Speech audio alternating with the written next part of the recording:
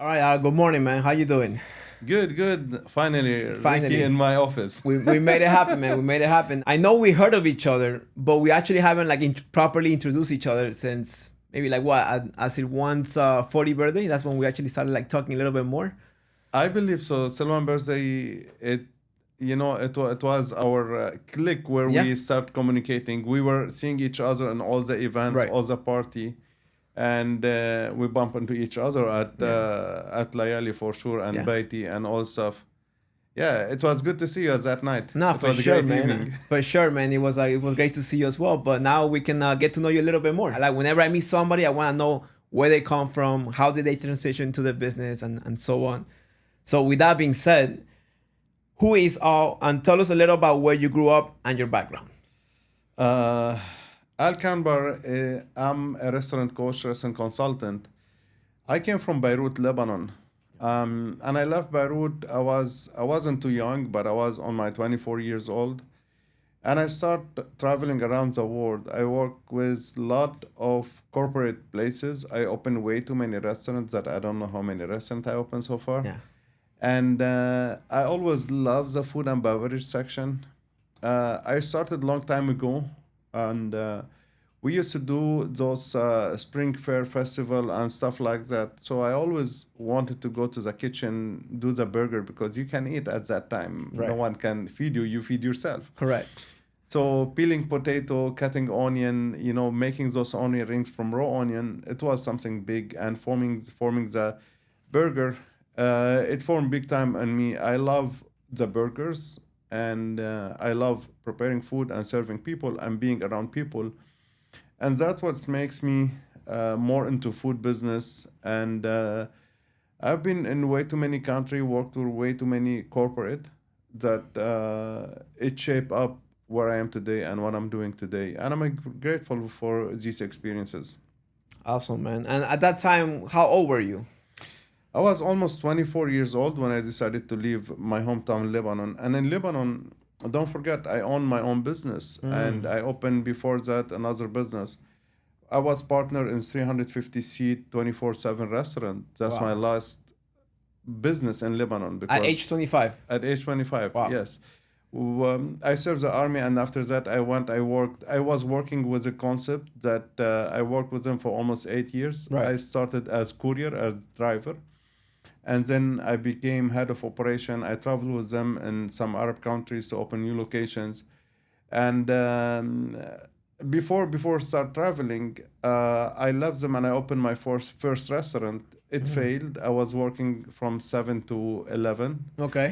from 6 in the morning all the way to 11 at night, and I was by myself. No one helped me, And and you had no I experience. had no experience. Right. I didn't had the experience to run a business. I had experience of Right. cooking, Which is prepping, all that. two different things. Two different things. If you know what you Yeah. know today, for sure it will be different. Yeah.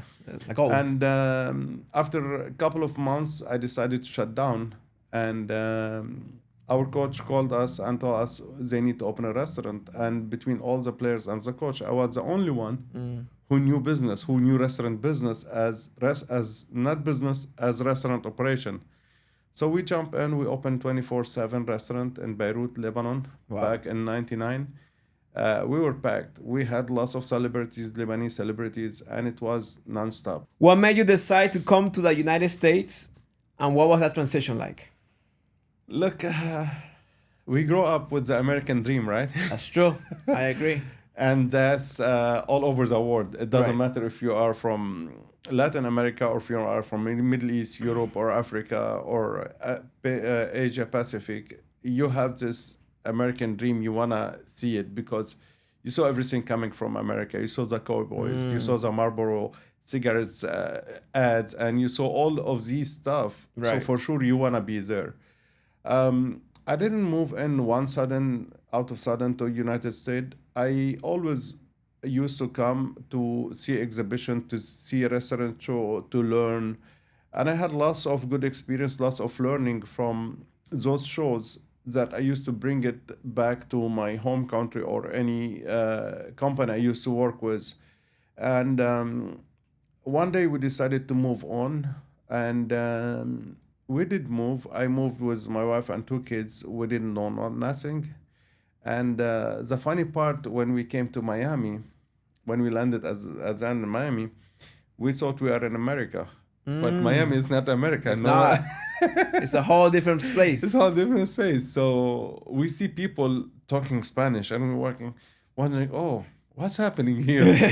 When you visit Miami Beach, because we were here several times, Right. Miami Beach, it's touristic area. When you go to Brickell, it's touristic area. Yep. But when you live here, you need to go in and you need to go to your community and start being a part of the community. And all my community was Spanish. Wow. And funny part, when we came in, we used to say Publix as per the French accent. Not, we didn't know it's Publix. So, and that's where we start transitioning, learning the culture, learning the language. Because if you don't speak Spanish today in Miami, it's very hard. You don't need to be fluent, but you need to at least understand. Yeah. Not today I cannot speak fluently, but I understand most of the Right. word. If you habla con pasito, no hay problema. There's ways around it, Yes. and we have tools that we can use. Definitely. And Miami, it was different transition. We didn't know anybody here. We didn't know what's going on here. It was not reset. It was restart, because in Middle East I was all the way on top, and I was running companies and all of that. And here I didn't have the language. I didn't have the local knowledge, what the labor is, how to deal with labor, what the issue is, what those stuff. And it was a big shock, honestly, to be with you. 100%. You're Yes. making that transition. You were the big fish in a small pond in Lebanon. Yes. Now you're a small fish in a bigger pond. So Yes. it's a different, and it humbles you. It humbles you big time. And when one of my job, I had 46 location, almost 4,000 employee. To come here to go back working in a grill, Yeah.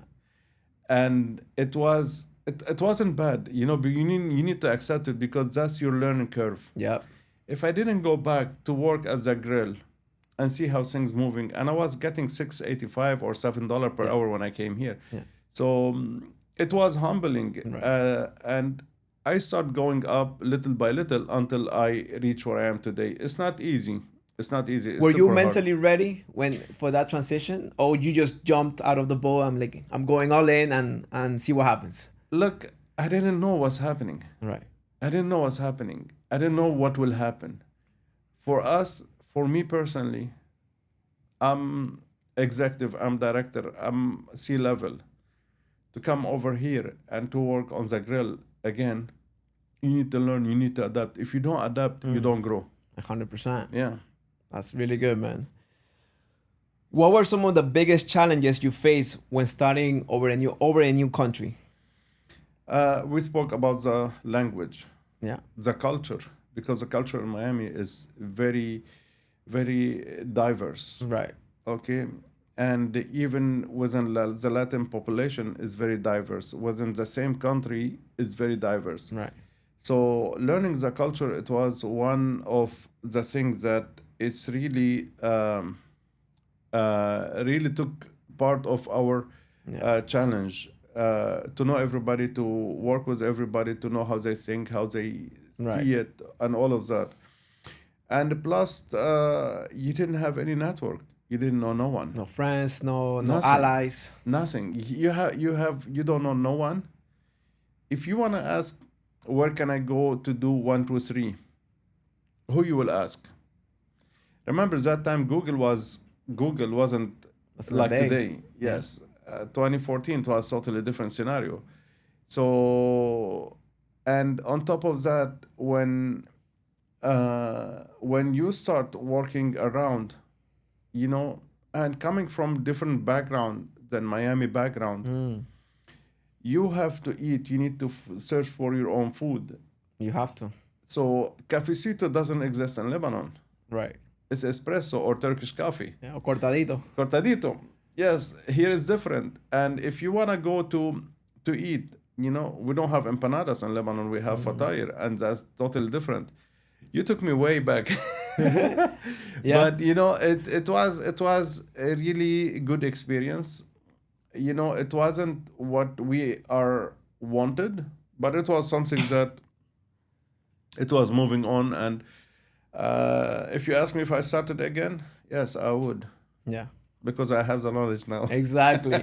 What year was that again when you made that transition? I believe it was 2013, 2014. 2014. And you say you came with your I came with my wife and my wife and two kids. kids. How many kids?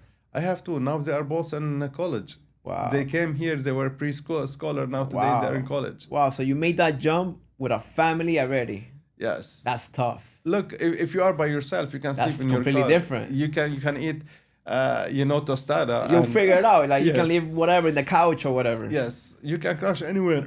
But having a family and kids, you need to feed them. Look, we had hard days. I cannot tell you that it wasn't hard. There is lots of hard days. Right. And when one night you don't have food to put on your table, that's where you say, "Oh boy, what did I do?" Mm-hmm. But you don't give up.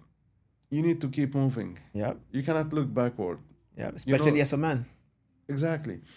If you want to grow, you need to continue moving, because that is not going to be easy. If you stop, you fail. If you go backward, you killed yourself. Yeah. So even with all the, sorry. Yes, I was about to sneeze. Oh yeah. You're good, man.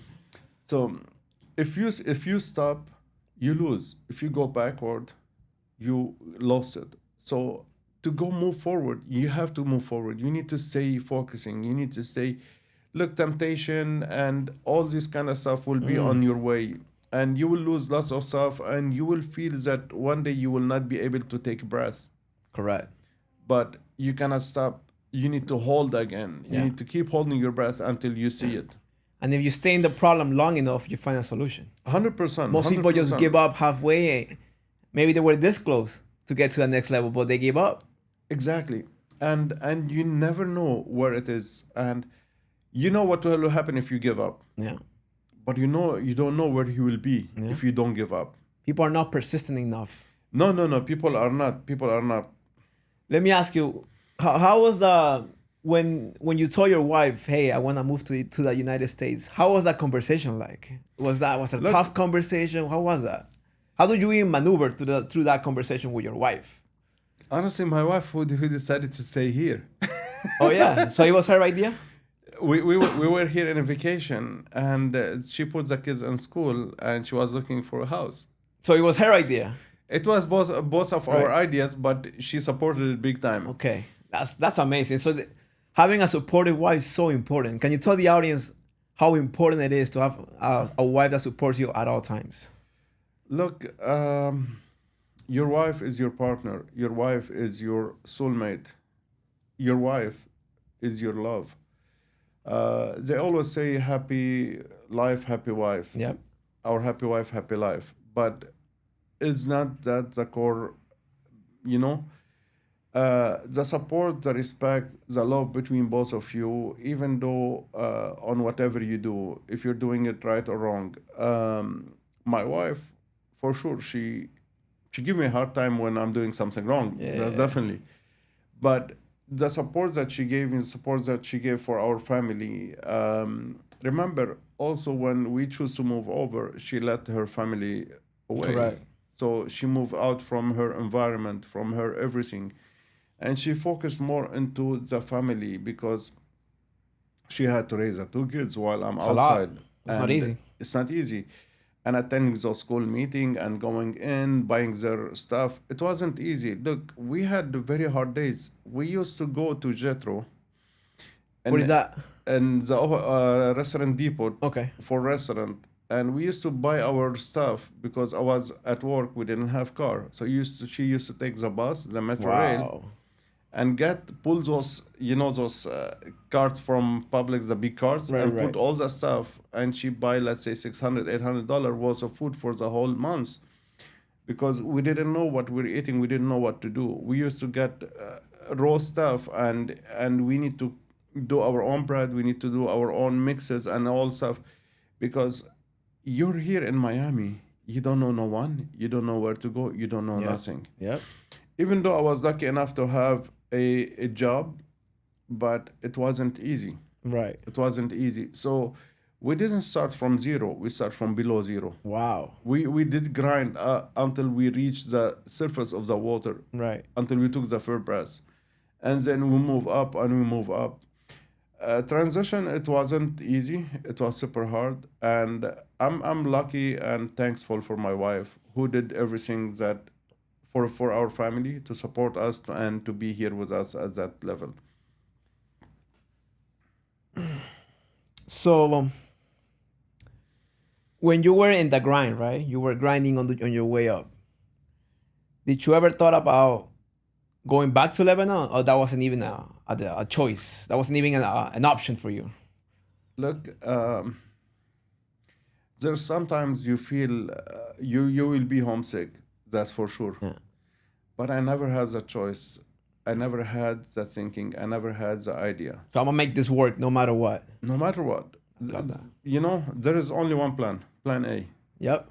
I Plan love A. that. I love that. There's no That's other true. plan. 100%. Yes. If I need to start putting efforts on plan B and C and D, I will not execute plan A. Yeah. So there's only one plan. Plan A. I Move agree. forward. I 100% agree on that. You have to go all in into Yes. into that decision you make. Look, when I start my business, I start my business in the worst, not in the worst era. One of them. One of them, but you know, today restaurant is very. You were this morning on our call, and you saw how people are struggling, how people are looking to for any way to make money. We need coaches.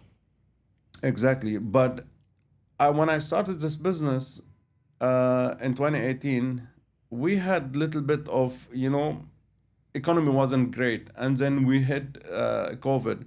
And after COVID, the last 2 3 years, it was very bad, especially for services and for restaurant. And thus, I didn't open in very relaxing time and booming time. I opened in the worst time. But again, what should I do? Plan one, Exactly. plan A, keep going. Keep going, keep grinding. Yeah, exactly. And then so when did you saw that transition of okay, this is my first big win in the United States. How long did it took you? Look, in different area, we have lots of win. When I start working with Burger King or with Starbucks or with Yum Group or when any group corporate, it was a big win. How many years was that like into the grind? Into the grind, it was 2016. I was working at the airport with HMS Host, Okay. and Starbucks was under their umbrella. After that, early 2018, yes, 2017, 2018, I worked with Yum Group with Okay. Care I. We had 76 location in South Florida. 2019, I joined Burger King RBI, and Okay. we were behind launching the Impossible Whopper Right. just pre-COVID, and COVID hit, and we went in and we start doing all this closing and everything. Our CEO did the amazing job because we kept us open during that time, and we were serving free kids meal in the morning. So for us, we did not stop, but all of that is a learning after learning after learning. It's a winning after winning Right. after winning, because the consistency of number of Starbucks, I knew was a consistency from Starbucks. And Yum Group, Pizza Hut, even is being sold today, they are repeatable system. They are focusing more into copy and paste and moving forward and doing the same thing. RBI, if you wanna say, it was my if Yum Group, because I worked with Pizza Hut before Burger King, if Yum Group was my BA, RBI was my MBA. So you're learning, you're growing, you're getting those experience, and you move forward. Johnny Rockets, it was when I was in Middle East, it was my first learning, my first knowing how to do things, how to move forward.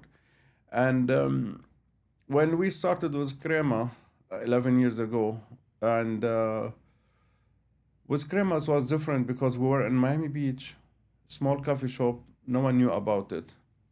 And we opened Coral Gables, and I helped in Coral Gables open. And we start working into franchising it. We were looking for investors, we're looking into stuff. So that's because I work with way too many franchisees and franchisors. I was able to do something on their manual, something on their stuff. So we start working on it. And when COVID hit, it was me and Mikey's at Coral Gable location. Everybody closed. We were eating, Right. having fun. But most important, we were doing our manuals, we're doing our recipes, we're doing all of that. Correct. So this is where I believe I graduated. I took my stuff to move forward in order for me to open my own company. After COVID, I opened, and I did lots of work with way too many people. I didn't show you, but I'm counting them on the wall. Nice. There's like 70 something now in Yeah, the yeah. last 3 years. So, and all of them are still my friend, my connection. I receive calls from everybody. Yeah. They need help, they need call. I believe this is a huge winning for me to be known. Everybody call me Mr. Silver Spoon, which is Right. which is now Let me ask you, how did that name came out? Like, how did you thought about silver? Silver Spoon. Yeah. We were sitting, me and my wife, on the balcony, Okay. and you have to have EIN number, and we're sitting on the balcony and we're going through names and names and Right. names. This time we were doing a catering for local people and doing meal prep. And at that time, no one was doing meal prep. We were doing meal prep. What year was that? Was that when we came in 2014, I believe. Okay. 2012. I'm not sure if we came 2012 to 2014, but this is the era where it was, gray, if you want to say. Yeah. So in 2013, I was working in downtown in a coffee shop. So we were working on those stuff and doing the prep meal. And we said, we need to do something. We need to call the company something. We cannot do it me or you or anything. So we start coming with a name, and she came up with Silver Spoon. And I like it because not about the silver spoon, what it is how hard to get to have a silver spoon. Got Because it. silver spoon is someone who is fed and someone who is doing amazing. Right. But to be someone who will provide the silver spoon, that's the hard work. That's it. where it should be. And in Lebanon, silver spoon is the weak point. The gold spoon is a heavy point. So Right. the golden spoon is rich and everything. Silver spoon is the one who's grinding, not poor, but who's making it to the day. Got it. So what inspired you to start Silver Spoon in Miami instead of staying in the corporate world? I love corporate world. Don't misunderstand me. And I made big impact in my territories where I used to serve my restaurant.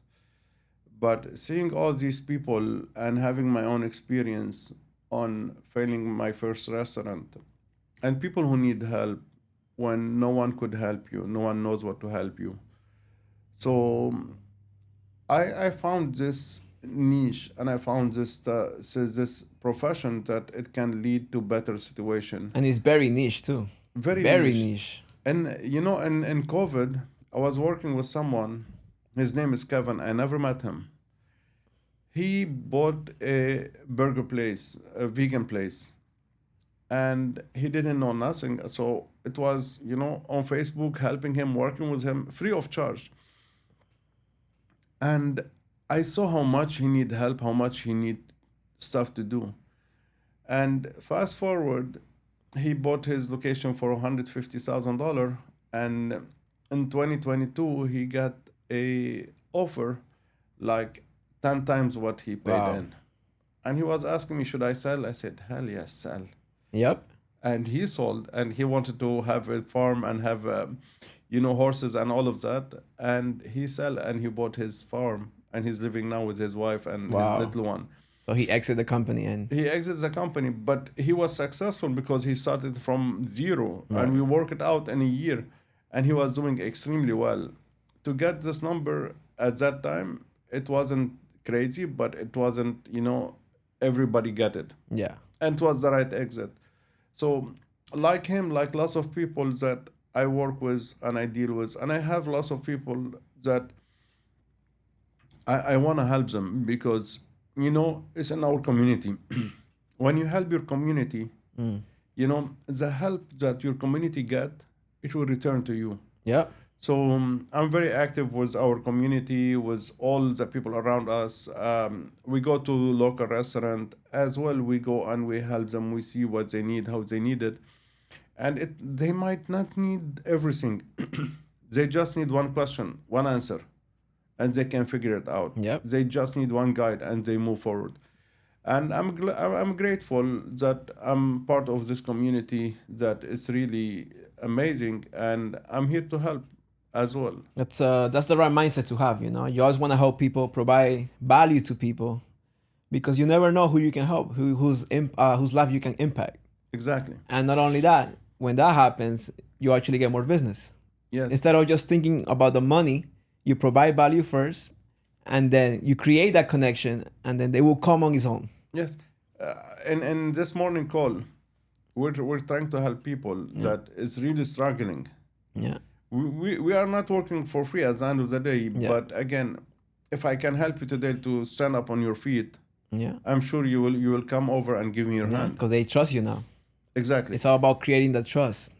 And when I create the trust, it will build your business. You will stay in because you invested money. Yeah. There is nothing less than $300,000-$400,000 in a restaurant today. Yeah.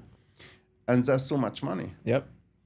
And that's where the help come over and we move forward. Right. So how important it is for restaurant owners to show up online today? This is not an option. It's not optional. It's a must. Yeah. And social media, you cannot show up on Instagram by itself. You need to come in Instagram, Facebook, TikTok, all of those social media thread, because if you don't go, if you are not there, you're not being seen. And people judge you and people knows you before they come in. And what's better than social media? Because even if you have your menu picture on your website, they don't know where your website is located. You don't get the same traction. You don't get the same traction, and you don't get those people. Algorithm and social media play bigger role. Yeah, it's free. It's kind of like free advertisement in a way. 100%. Those 3-4 seconds, they either stay or move up. Exactly. That's awesome. When did you realize that? As being in the game for so long, when did you realize, okay, we need to put people on social media now? Because not everybody made that transition as quick as you would think. No, and people were afraid because their data will be breached and the people will know their recipes and hacked and all this kind of stuff. Okay, no one cares about you. No one cares about what you're doing. They care about where they will eat and to have the right atmosphere, to have the right food. And I jumped into the game long time ago, and I started posting and stuff like that. And I have good reputation online, yes, and I believe it's essential in today, because if you look backward, people, they used to pay thousands of dollars to be on a magazine. Yeah, on a billboard.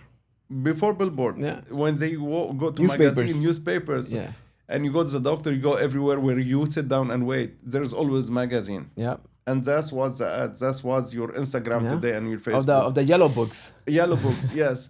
And then the billboards, and then the newspaper. Yeah. Today there's no newspaper. No. Everybody's on their phone. How much ads used to pay in newspaper? Craigslist, how much? It still exists, by the way.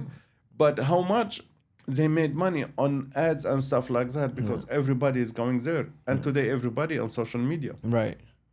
If you don't have social media, no one sees you. You don't exist. Exactly. Therefore, your business doesn't grow. 100%. But when did you tell your customer, your clients, okay, you need to hop on the game right now because you're losing money? Because I'm sure there's restaurants that you have worked with and they have zero visuals. Yes. So when did you start recommending them? Okay, this is what you need to do. A long time ago. Okay. Long time ago, because Before the pandemic? before the pandemic, yes. Get on the social media. Yes, before pandemic. Because if you are not, and look, I always let the people know it's not the brand, it's the person, because you're a small business. Yeah. You're not Tiffany, you're not Chanel, you're not anything else. Yeah. Louis Vuitton, you're a person.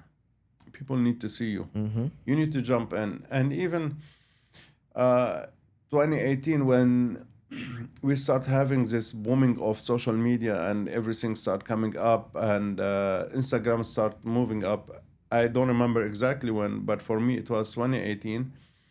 We start taking picture, we start making photo shoot for Instagram, and we start shooting the owners when they are working and everything. We didn't have this today technology, and it was super black and white, if you want to say. Yeah. But it did big time. It moves a needle for lots of restaurant. So if you walk into a struggling restaurant tomorrow, what are the first three things you look at before making any changes? I need to see your numbers. I need to see your P&L. I want to see your food cost, your labor cost. I want to see your people. I want to see what you train them, how do you make them happen, how things move around, what they are doing, how they are doing, and when they are doing it. And your system. How's your procedures moving? How's everything going around? Because you need to understand the whole pictures. The first thing, first of all, you look at your P&L. Does they have P&L? Does they have fair food costs? Does they have labor costs? Right. Because those are essential stuff to have Right. them. If you don't, Right. what you're doing here? Let me ask you, give me a percentage of restaurants that you walk into that they actually do have a P&L. Is it very common, or you actually surprised? You will be surprised. I'm assuming. You'll be surprised. You know, and you see customer looking at their number on Saturday. Oh, we made X amount. Yeah. We'll survive this week. Yeah. But he doesn't know, or she doesn't know what's behind these numbers. So even though if you have a P&L, if you have all this kind of stuff, you need to make sure you look at the number, you compare your number, you see what's happening. Yeah. And lots of people, they don't know their food costs properly.